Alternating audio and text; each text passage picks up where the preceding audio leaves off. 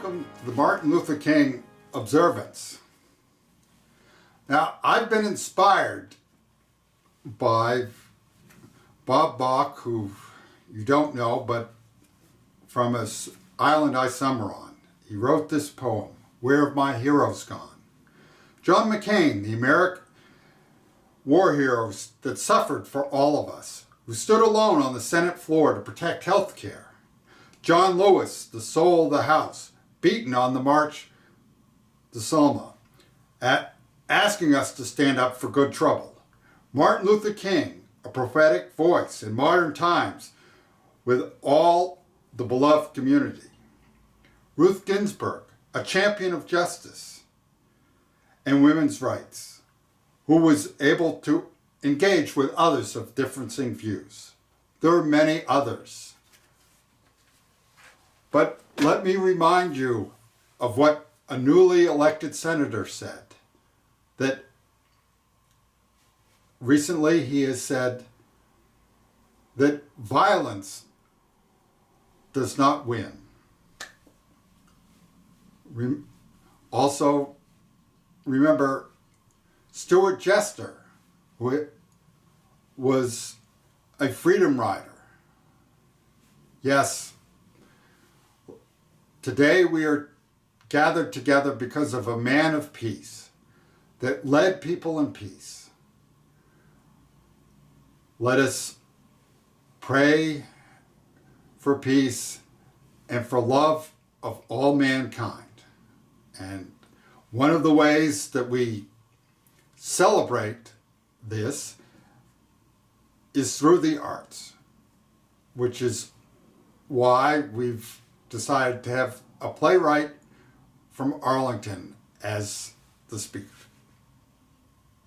Help us, O God, as we strive for what is right and try to love one another, making each person of infinite importance. Amen.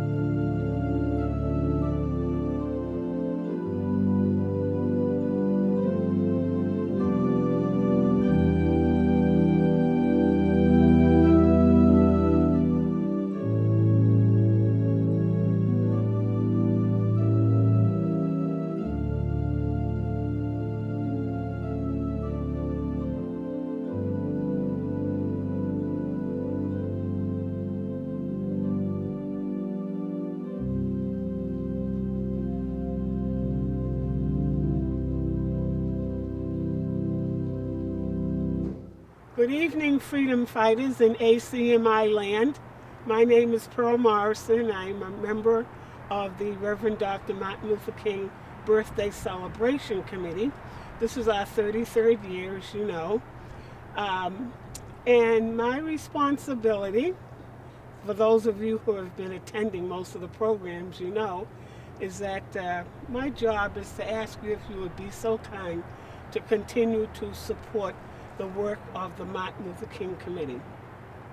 Now, I must say, and I must thank the people that have been very, very, very generous to our committee. That would be our sponsors, and they're listed in the book. but we don't have one this year. The sponsors, and also the church and religious and faith community, our community and civic organizations, and then just individuals that have been just so kind over the years to the Martin Luther King Committee. Now, what we have done with those funds is we have always tried to be good stewards of your kindness. And this past year, we awarded two $1,000 scholarships to graduating seniors at Arlington High School.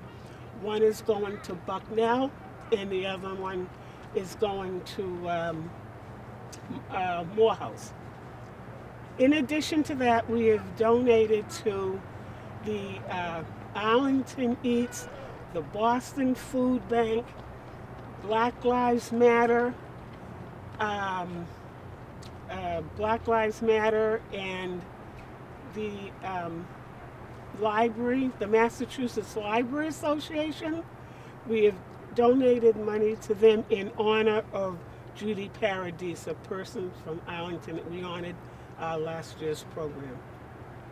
We have also donated to other entities in Arlington that are doing charitable things throughout the town. Another one of our interests has always been the Mass Bail Bond Committee. So we continue to support those organizations that are doing the work of Dr. King. Now, this is just a wonderful program. It's a wonderful time of year. For me in particular, I just enjoy doing this. This is the 33rd year, and I've been on the committee for 33 years. But you know, the way I think of Dr. King is that he is a person that is a good person that has lived a good life. And when you're a good person, doing good, living a good life, you leave behind a lasting legacy of goodness. And Dr. King has been the gift to humankind. So in addition to our being good stewards, we also feel that we have to be good storytellers. And so every year we bring someone to you that has a story that is so significant to the legacy of Dr. King.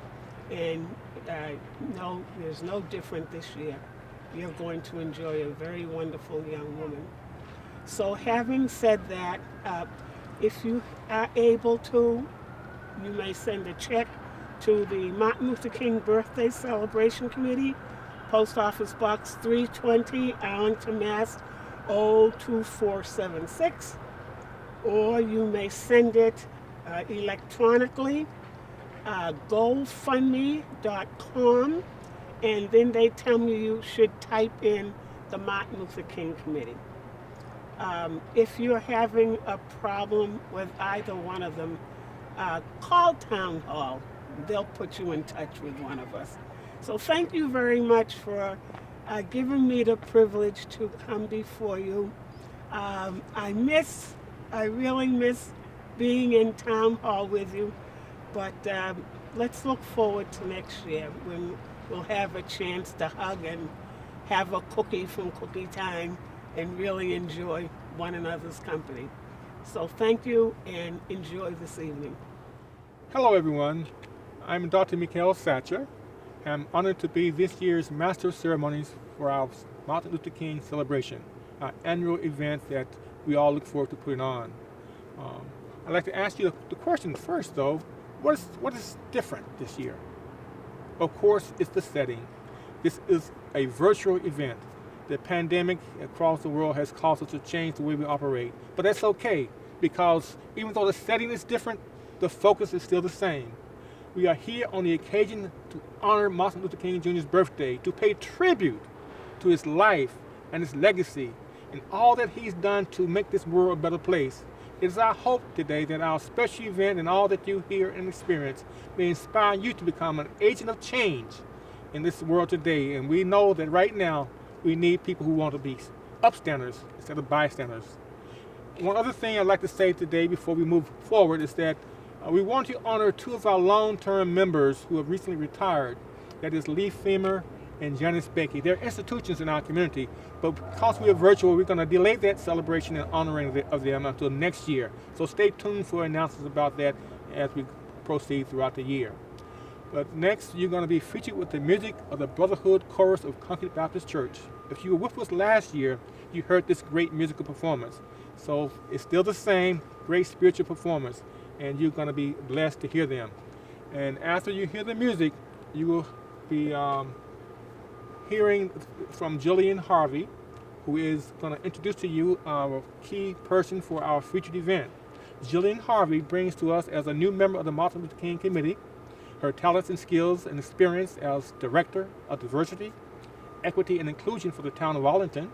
She's also a member of the NAACP of the Mystic Valley Branch and a steering committee member of the local CHNA 17. And she's also, as I like to say, I'm proud to say, she's a member of the MLK Committee here in Arlington.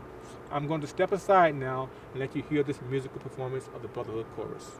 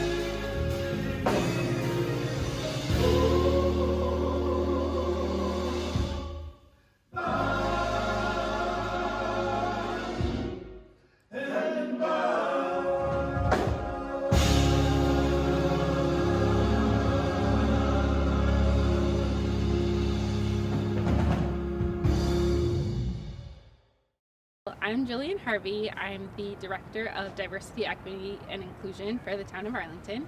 And I'm here to introduce Crystal Haynes, who is an Emmy Award-winning journalist at Boston 25 News with more than 15 years of broadcast experience.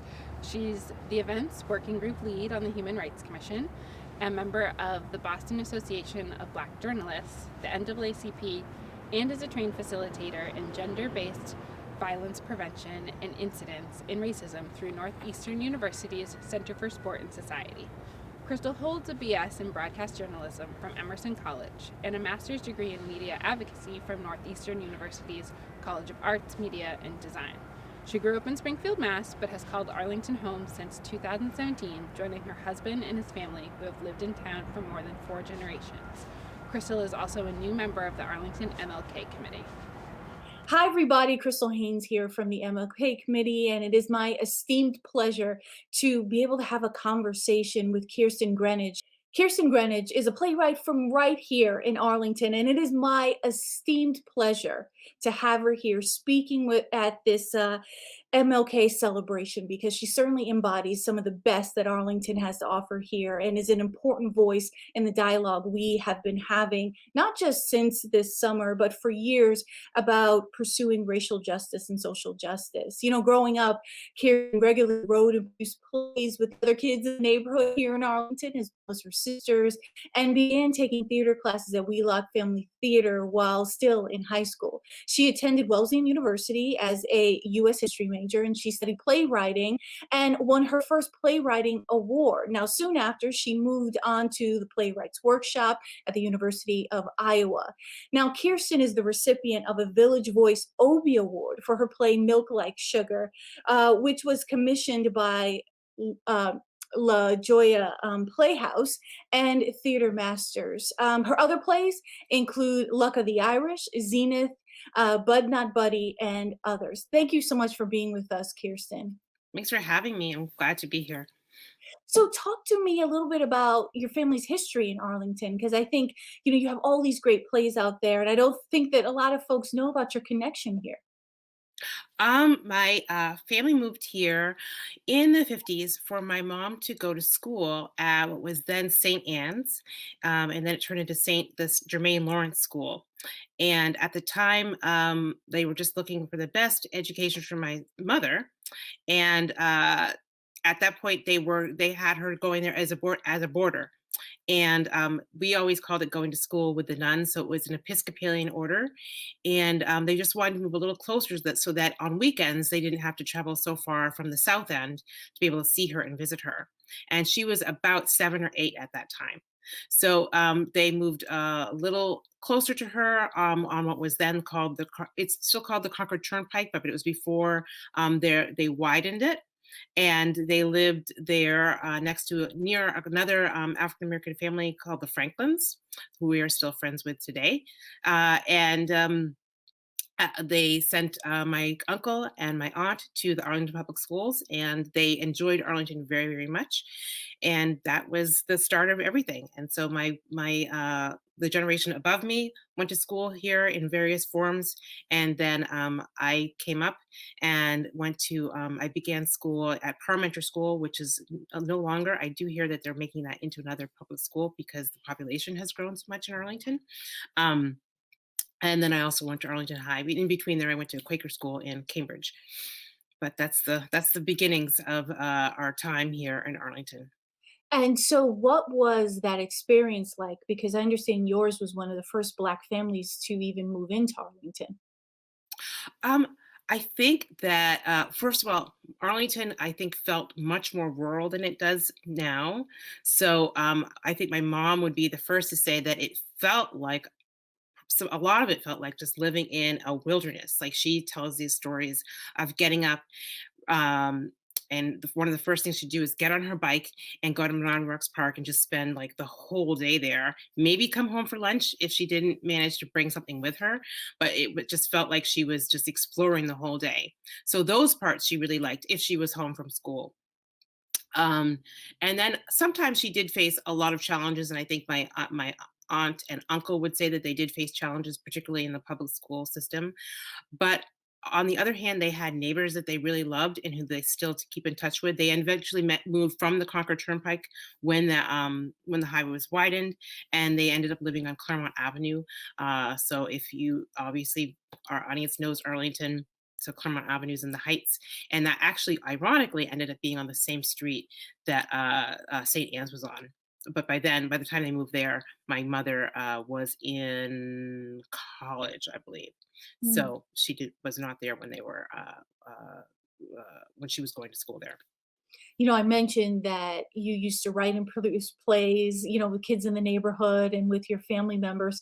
Tell me about that experience and how your lived experience was sort of manifesting in some of those plays. Um, yes. So when I was growing up, I was what my parents would describe as a dramatic child, which I think is their kind way of saying I was imaginative and creative and sometimes a little bit difficult and obstinate in how many times I would ask them to go into their own living room and pay me a fee to be able to sit there and watch these like huge dramatic reenactments for hours on end. But what I was really learning was how to produce and how to put my thoughts and imagination into action. So I had my my theater company was myself, who was the artistic director, and our next door neighbor, um, Toby Wickstrom. And so we ran that theater company, and then we would what we would do with the money that we got was then we'd put it into we get concessions and we'd charge a gate fee, and then we put it back into the theater. The younger kids were our theater company, and I like to credit that take credit that Toby then one of his specialties now is that he studies images of people of color in 17th century French drama, which is a very specific field of study. And so there, I like to think that we like brought him along. The Greenwich sisters brought him along. Um, so going to school or growing up in Arlington, I think we shared in my mom's experience in that it was a place where we got to indulge in our imagination in a lot of ways. And I also had a lot of teachers and grown-ups who were very supportive of that. I think I was in first and second grade when I was in Parmenter. I had a lot of teachers who did believe in me, and also in the high school as well. Mm. Um, I think that the drama program looked a little bit different back when I was in high school. And so the messages that I got was that diversity, while it was championed on some levels, I did not always see myself in the plays that were being produced. And that's why I ended up at Wheelock Family Theater. Mm. I'm curious. Luck of the Irish has a very close connection to you. Talk to me about producing that play, putting that play together, and for folks who haven't seen it yet, talk about what it's about. So that play is based on how my grandparents purchased their house in Arlington. And at the time, they had tried to purchase a house first in Newton. And when the neighbors found out that they were a Black family, they were not happy about that. And so that sale did not go through. So what they did with their house on Claremont Avenue is they enlisted the help of a neighbor from the South End who had blonde hair and blue eyes, presented as white, was Jewish. So depending on how you think of it, ethnicity, was not necessarily Anglo-Saxon and was not Anglo-Saxon and white, but presented as white. And my grandmother and this neighbor dressed up in their finest clothes, had seen this ad about this house in the paper, and came to look at it. They did not explain what their relationship was. Um, if you were to look at them, it might have looked like it was a white woman bringing her maid to look at a house. They shook. They liked that. Grandmother liked the house. The homeowner and my grandmother shook on it. So this is before the days of you know prearranged mortgages, all that, prefix mortgages, all that kind of stuff. And they agreed to buy the house, and the person who was selling the house actually did want to sell the house pretty quickly. He wanted to, the family lawyers said he wanted to move to Florida, and that was that. And they moved in. There was no problem with them moving in after the sale, but the what my family called that was ghost buying. And so that was the story of how my grandparents bought that house, and I was always fascinated by that story, and I wanted to make a play about it. When I wrote the play and was approached by the Huntington to recommission, so the play, because I could work on it again.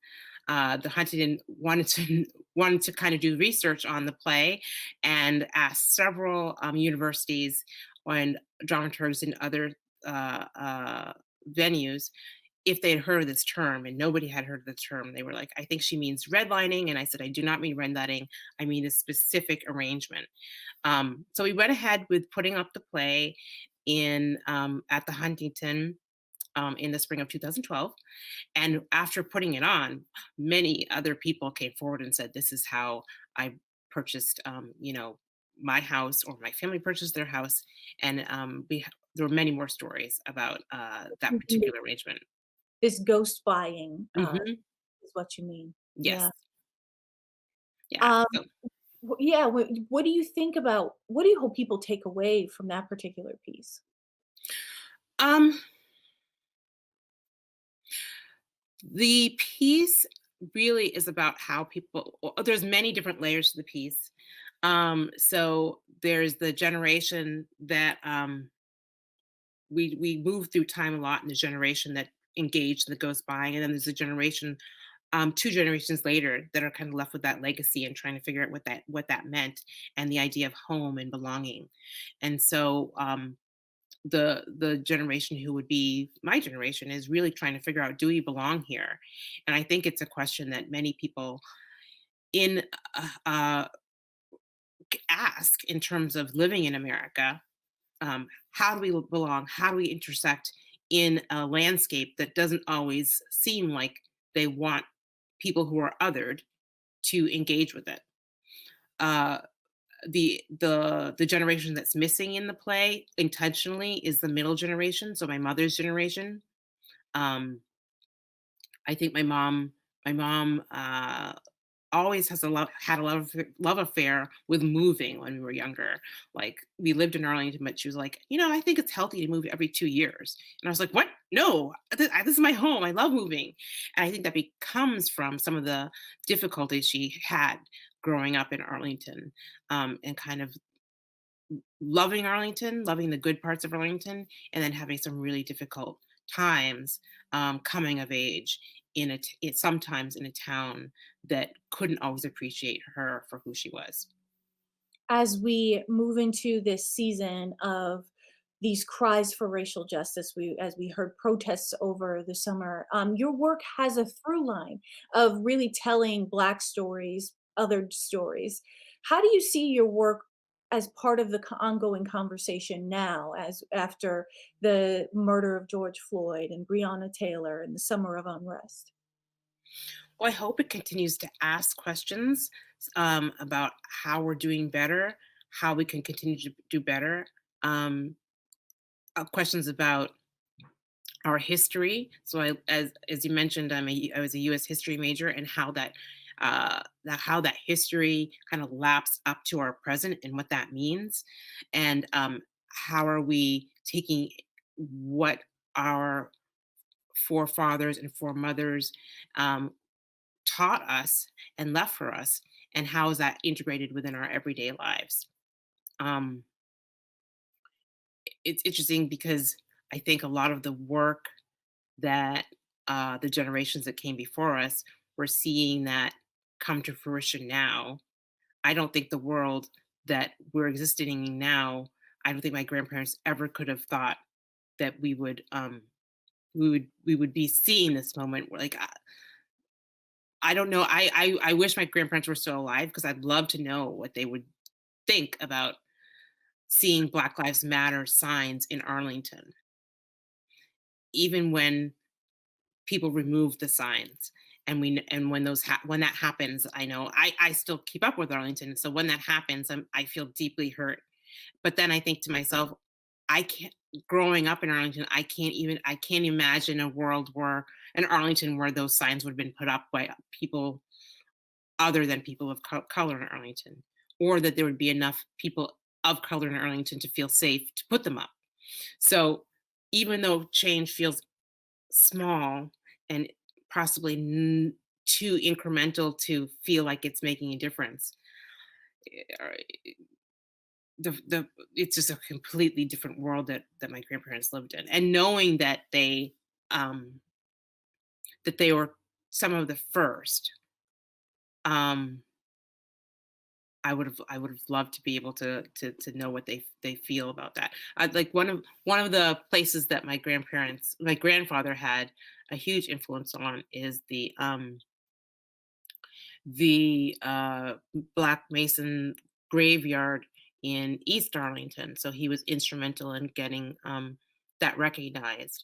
And when I was in college, we ended up living in the housing development on our house was on Fremont Street. Our apartment was on Fremont Street. So I used to walk when I was back from college. I used to walk to the T past that, and I used to see every few months someone would spray paint a swastika on that. So the idea that we are having these conversations now is monumental to me, even though I know that this is just scratching the surface about the reckoning that our country is doing, and that our country, our state, our town is doing. Mm. We are celebrating the birthday of Dr. Martin Luther King Jr. When you think about his legacy, what comes to mind to you as a playwright, as an artist, as an author? I think a lot about, of course, the work that he did for justice, for racial justice, and then also the work that he was doing towards the end of his life about um, class inequity. And I'm I'm hopeful that we are now coming to a moment where we're talking about how all of these things intersect, and that they all are in concert with each other, and that you cannot isolate them all because they all are speaking to each other, and you cannot um, talk about racial injustice without also talking about economic injustice as well. So um, that's what I think about a lot, when I think about Dr. King, um, and I think about his legacy and the steps we have to move the needle forward. Mm. Kirsten, I want to thank you so much for your time, and we certainly are extremely proud of you as Arlington residents, and we're always rooting for you in the work that you're doing. So thank you so much for being with us today and sharing a little bit about your work. Thank you so much for having me. Oh, I'm back again. Wow. Wasn't that a fantastic interview session? There was a powerful, informative, and inspirational interview. And the world is blessed to have a Kirsten Greenwich who is giving us such great inspiration through her talents and her skills. And of course, it wouldn't have happened if we didn't have our award-winning reporter, Crystal Haynes, asking the questions and conducting this powerful interview. I also like to boast that she is one of our newest members of the MLK committee as well. As we preview the rest of our program, let's prepare for our annual singing of the Anthem of Freedom, which is penned by James Weldon Johnson years ago. It's called Lift Every Voice and Sing. And after we hear that song and we sing it wherever you're in place in your homes, it'll be followed by our benediction by the interim minister of the First Baptist Church of Arlington, Reverend Peter Beckwith. And after the benediction, I'll come back for my closing remarks. Thank you.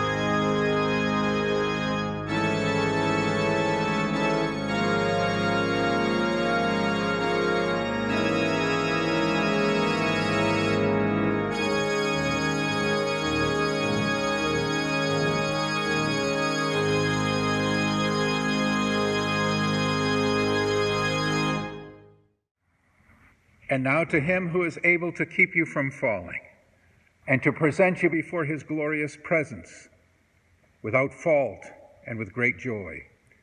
To the only God our Savior be glory, majesty, power, and authority, before all ages, now and forevermore. Amen. What a great day. What a great program. And all could not have happened if not for you. Your continued support of our work and our mission, but also your continued financial support. And we're grateful for that. But also, we'd like to thank our musical guests in the person of Paul White, the Brotherhood Chorus of Concord Baptist Church, our clergy members, Reverend Paul Jackson, Reverend Peter Beckwith, and of course our very special guest, the very talented playwright Kirsten Greenidge, who is just phenomenal. We're thankful for her, and we hope to see her again, hear more about her in the future. And we'd like to give overall thanks to and recognition of the ACMi here in Arlington and their production manager, Katie Chang, who's with us today to make this program possible. So we want to just always know that we have partners in our mission here with ACMi.